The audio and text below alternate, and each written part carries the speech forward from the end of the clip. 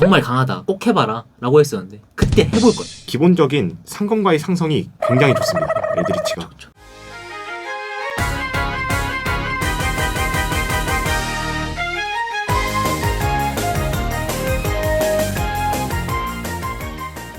이렇게 토큰 컬렉터가 많아지고 상검 미러가 많아진 상황에서 결국에 YP들이 찾는 방법이 무엇이냐, 상검을 잘 잡는 상검, 미러에서 센 상검을 조금 더 중점으로 보고 있었어가지고 그래서 탄생했던 덱이 이제 천이 상검.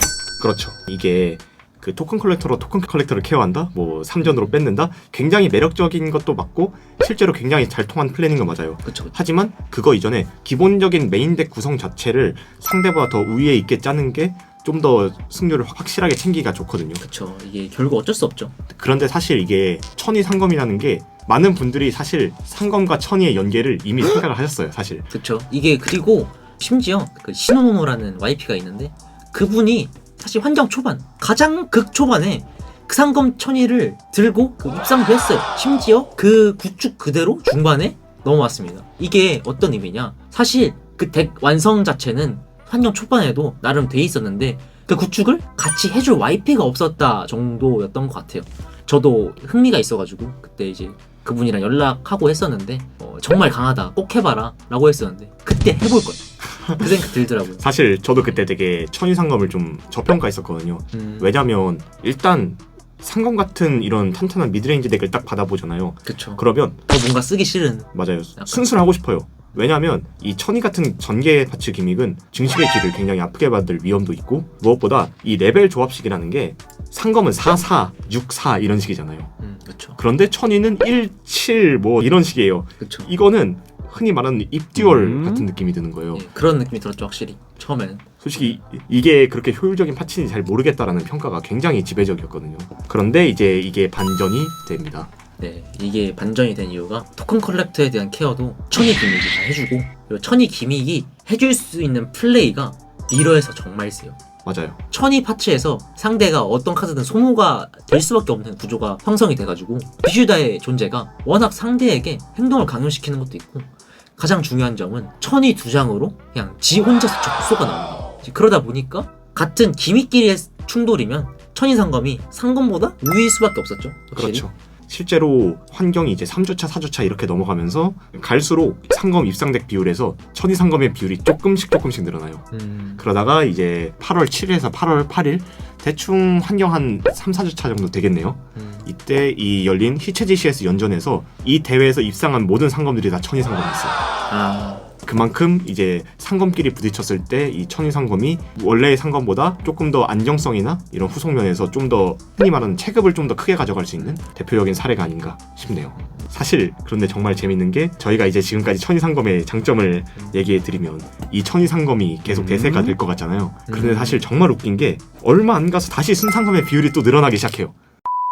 그러면 이 천이 상검 말고도 중반에 영향력을 끼친 덱이 무엇이 있었냐 하면 일단 가장 대표적인 걸로는 제 생각에는 엘드리치. 맞죠? 그때 엘드리치 진짜 한국 YP들 사이에서도 와 이거 지금이 진짜 전성기다 라는 맞아요. 얘기도 많았죠. 이 엘드리치가 그 주목을 받았던 정확한 분기점이 제 생각에는 그 마경이 한번 패트에 아예 안 넣고 완전 함정으로 꽉꽉 채웠는데 그 함정이 환경 덱들한테 다 박힐 수 있는 그런 엘드리치를 가져왔는데, 그 엘드리치를 들고 우승을 함과 동시에 이제 사람들이 관심을 갖게 되는 거죠. 왜냐? 이제 마경이라는 YP 자체가 환경을 만드는 YP거든요. 대표 주자라고 할 수 있고 이끌어가는 YP다 보니까 거기서 주목도가 높아지고 그로 인해서 비슷한 구축에 엘드리치가 많아졌다. 이거에 대해서 제가 좀 더 첨언을 하자면 이 엘드리치라는 덱이 발매된 이래로 쭉 되게 환경에서 독보적인 포지션에 있는 덱이라고 생각을 하시면 될 것 같아요. 왜냐하면 상대의 페이어발들을 거의 쓰레기로 만들면서 메인전을 강력한 영속류로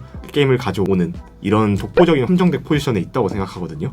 그런데 이 엘드리치의 퍼포먼스가 사람들 간의 악명만큼 그렇게 균일하진 못해요. 왜냐하면 이 엘드리치는 덱 특성상 페이오바를 많이 쓰기가 되게 힘들어요. 그리고 그쵸. 많이 쓰더라도 그 효율이 그렇게까지 좋지가 못해요. 미드레인지나 아니면 운영 계열들이 쓰는 것만큼 페이오발들이 효율이 좋지 못하고 함정의 의존도가 굉장히 높아요. 그러면 이 함정의 의존도가 높아지면 생기는 문제, 일반적으로 후공이 안 좋아집니다. 물론 후공에서도 강한 함정은 정말 많습니다. 그러다가 엘드리치가 후공에서는 분명히 리스크가 있는 덱이어야 해요. 분명 그래야만 해요. 그렇죠. 그게 맞는데 가끔 가다가 엘드리치가 아니 이건 내가 후공을 잡아도 질 수가 없는데? 그쵸. 이런 덱이 난데없이 환경 탑에 올라서면 엘드리치의 위치가 굉장히 많이 뛰어올라요. 그렇죠. 왜냐면- 안정적으로 그렇죠. 승리를 거두는 덱이 돼버리니까. 그렇죠. 기본적인 상검과의 상성이 굉장히 좋습니다. 엘드리치가. 그렇죠. 이 상검의 필드 구성이 보통 세 가지 요소죠. 적소와 남전 그리고 바로네스 이 세 개인데 이 중에서 확정 퍼미션은 바로네스 하나예요. 그리고 적소의 무효에는 엘드리치한테 통할 리가 없어요. 그리고 암전은 분명 함정에 강하지만 문제는 필드 위에 상검이 없으면 작동을 안 하고 암전은 정확히 두 장을 깨야 되기 때문에 생각보다 빈틈이 굉장히 많아서 믿기가 어려운 카드예요. 그렇죠. 그리고 이 바로네스의 확정 퍼미션이 황금경의 이 손패에서 버려서 카드 하나를 제거하는 이 효과에 대해서 바로네스가 빠지는 게 의미가 된단 말이죠. 그리고 심지어 사이드전 넘어가면 기량승부, 라바골렘 그죠. 라바골렘 그렇죠. 세죠. 갈수록 불리해져요. 오히려 선공을 잡아도 좋아지는 요소가 하나도 없고 사이드전에 가서도 함정덱 상대로는 원래는 유리해져야 되는 게 비일비재하죠. 그렇죠. 함정덱의 고질적인 문제가 사이드전을 가면 불리하게 들어간다라는 느낌인데 전혀 그렇지 않고 오히려 더 악화되는 느낌. 그리고 이제 그런 것들이 이제 마경이라든가 아니면 엘드리치에서 약간 선두주자인 그런 사람들이 입상을 하면서 어느 정도 이제 다른 사람들한테도 알려졌다. 그러면서 엘드리치 픽률도 늘어났다. 이렇게 보시면 될 것 같아요. 그러면 엘드리치 말고도 올라온 덱들을 또 얘기를 하자면 드디어 등장합니다. 트라이블이. 간만에 보네요. 네. 지금 방금 제가 전에 마경이라는 YP를 얘기한 것처럼 사실 환경이라는 게 여러 사람들의 의견이 환경으로 나온다기보다는 몇몇 선두주자들이 있어요. 몇몇 선두주자들에 의해서 환경이 구축되는 경우가 정말 많거든요. 이왕은 그런 케이스로서 다른 사람들이 상검에 관심을 가질 때 전분기에도 트라이브 리게이드를 굉장히 잘 다뤘던 페리라는 YP가 트라이브 리게이드를 새로운 구축을 들고 입상을 합니다. 우승을 바로 해버립니다. 푸쿠를 넣은 12트라이브 리게이드. 그렇죠. 네. 전승 우승이었는지 전승 우승이었을 거예요. 그렇죠. 정확하게 기억은 안 나는데 되게 전적이 좋았어요. 이 12수 쿠클이 어떤 기능이냐면 일단 첫 번째 전제 조건 12수 파츠는 지금도 좋다. 그쵸. 일단 이게 첫 번째예요. 왜냐면 이게 사실 선공 기능을 잃었다고 해도 일단 천기가 있잖아요. 그쵸. 천기에서 프랙탈과 12수의 선택지가 있는 거는 지금도 유효해요. 그리고 12수 기믹이 무효계나 아니면 트라이브리게이드 몬스터에 박히면 굉장히 치명적인 지명자나 이런 카드들을 후공에서 체크하고 들어갈 수 있는 게 굉장히 중요하단 말이에요. 그쵸. 그리고 아제우스라는 정말 어마무시한 만능 제거 카드가 있기도 하고요. 이 쿠클이란 카드의 채용 이유 자체가 이제 상검판이 돼버렸잖아요. 그 상검판에서 쿠클을 이용해서 와일드 보호를 올리면 상검 입장에서는 상대 필드 카드가 한 장이기 때문에 이제 암전 발동 트리거가 이제 안 된다. 그리고 적소로 와일드 보호 효과를 무효해서 직접 공격을 막아야 되는데 그마저도 쿠클의 효과. 이 카드를 엑시 소재로 하고 있는 12수 엑시즈 몬스터가 몬스터 대상이 되면 엑시 소재 하나 제거하고 무효를 합니다. 이것 때문에 상검 입장에서는 눈 뜨고 아제우스 볼 수밖에 없어요. 이 아제우스의 적소를 박는다 한들 소재가 4개다. 맞죠. 2번 쓰기 때문에 상검 상대로 굉장히 강한 돌파였어요. 여기. 그리고 또한 여기서 막힌다 한들 12수를 쓴 이후에 나가는 케라스 같은 경우에는 묘지에 자원이 엄청 많기 때문에 맞죠. 슈라이그 나오면서 그냥 뭐든 다 하거든요. 그냥 청소도 하고 그렇죠. 억지력도 이제 뚱땅뚱땅 만들어가지고 맞죠. 마련해두고 이제 후속까지도 이렇게 마련해주니까 그 점 때문에 굉장히 영리한 구축이었다. 그래서 사실 이 트라이브리게이드는 신팩이 나온 후에도 충분히 좋은 픽이었다고 생각해요. 왜냐면 기본적으로 트라이브리게이드 자체가 되게 좋은 덱이기도 하고 상검이 카드 하나하나의 깡파워는 조금 더 손해가 없다고 할지언정 턴플레이 이후에 이제 두 번째 턴부터의 후속이라든가 매치업 간 상성이라든가 이런 부분에서 트라이브리게이드가 조금 더 밸런스가 잘 잡혀있는 테마가 아닌가. 그쵸. 그리고 환경 중반에 이런 애들 말고도 그냥 다 올라왔습니다. 사실상 그쵸. 상검의 검증이 끝난 이후에요. 사실상. 맞아요. 그래서 올라온 덱들이 또 이제 전내나 드라이트론 같은 경우도 다시 올라왔는데 사실 전내는 세긴 센데 확실한 그 예전과 다른 구축이라던가 그런 거는 보기 힘들었고 실험적인 걸로는 버스터 파츠를 쓰는 그런 정도가 이제 나오긴 했었는데 실험으로 그냥 끝났죠 사실. 실험으로 끝났고 그러면 사실 주목해야 될 만한 덱의 상승은 이제 드라이트론이 새로운 약간 느낌으로다가 올라왔죠. 그렇죠. 이게 사실 전내는 그냥 센 덱이니까 네. 그리고 딱히 덱 구축도 많이 바뀔 게 없는 덱이고 그런 게 없어요. 사실 올라올 만한 덱이 올라왔다라고 사람들이 모두가 그렇게 인식을 하고 있었어요.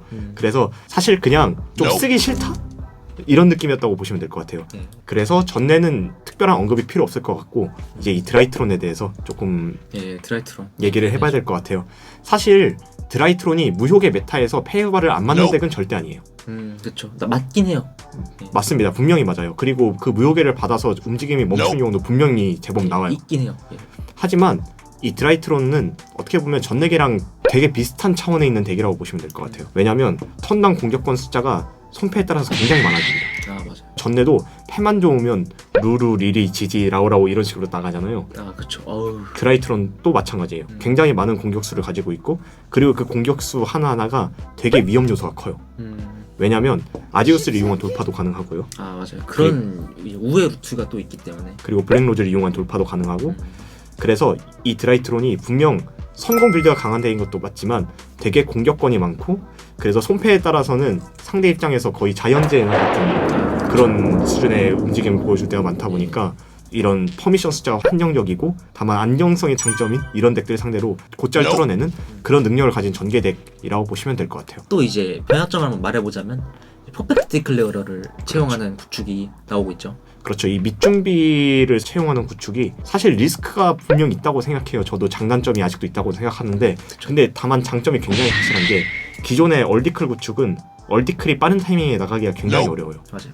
얼디클이 첫 턴에 바로 나가서 퍼미션을 체크하면서 움직이는 그런 게 굉장히 어려운데 퍼디클 축은 이런 밑준비를 쓰고 펜텐 릴리스 이것만으로도 퍼디클이 나가면서 드라이트론 기믹을 움직일 수 있기 때문에 그런 쪽에서 페이오발 체크하기 굉장히 좋은 장점이 있고 실제로 이런 구축이 성과를 굉장히 많이 거두었죠. 그러면 드라이트론 이렇게 나오는데 사실 저희가 계속 얘기 안 하고 있던 게 있었죠. 피닉스 가이. 그렇죠. 피닉스 가이는 사실 환경 초에도 있었어요. 맞아요. 환경 초에도 히어로에 섞이는 느낌으로 간간히 보였고 실제로 히어로가 굉장히 경쟁력이 있었던 것도 맞습니다. 겐겐이라는 YP, 얼터가이스트로 엄청 유명했던 또 드래곤 메이드로도 유명한 YP가 히어로를 이용해서 종종 상위 입상도 하고 했었지만 사실 그 히어로 구축은 히어로 장인들 사이에서 굉장히 말이 많았어요. 좀 그쵸. 이거 그렇게 안 좋은 것 같은데 약간 이런 식으로 약간 좀 가볍게 기믹을 얇게 하면서 피닉스 가이의 강점을 극대화시킨 케이스인데 근데 결국에 히어로가 안정적으로 티어권에 상륙은 못했어요. 제가 봤을 때 그럴 수 있을 줄 알았는데 저는 애매하게 안 됐어요. 그래가지고 결국에 피닉스 가이가 여기서 묻히나 싶었는데 피닉스 가이가 용병 형태로 들어갑니다.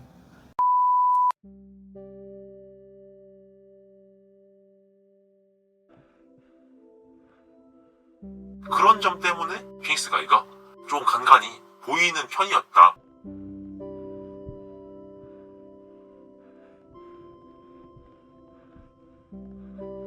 현재 피닉스 가이가 보여주고 있는 이런 환경에서의 영향력 같은 거는 조금 더 지켜봐야 될 것 같긴 해요. 왜냐면 지금 강한 모습을 보여주고 있는데 더 강한 모습을 보여주면 확실히 조금 더 평가가 올라가지 않을까.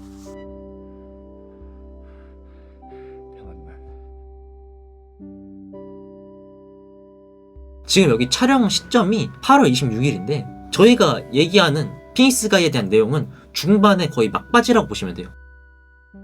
세지 않습니다. 그냥 써야 돼요 그건. 그리고 환경의 중심이 아닙니다. 환경 그 자체예요.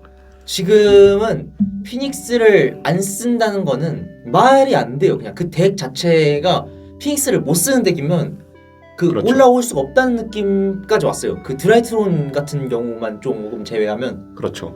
진짜 거의 불가능해요.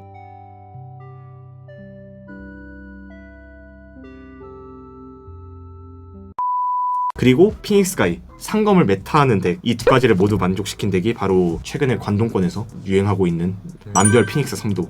섬도이의 등장이 이제 생깁니다. 결국에 섬도이가 피닉스를 투입 안 하는 축으로도 간간히는 보였는데 당연히 뭐 미미했었는데 결국에 또 여기서 환경을 움직이는 YP 중에 또 한 명인 이제 신호, 넥스트 플레이 유튜브 채널로도 유명한 그 신호가 섬도이의 피닉스를 쓰는 구축을 정형화시키면서 어떻게 보면 그러면서 이제 피닉스를 쓰는 섬도이의 전성기가 열리는 시점도 중반의 막바지입니다. 또 오게 됐죠. 근데 이걸 안 찍을 순 없어 이건. 솔직히 이걸 안 찍는 건 말이 안 돼. 피닉스가 이 정도 줄이야. 아니 원앙 정도인 줄 아는데 우리 다 저평가하고 있었어. 진짜 봉황이었네요. 일단은 드디어 그게 와버렸죠. 예, 금제. 맞습니다. 금제가 와버렸는데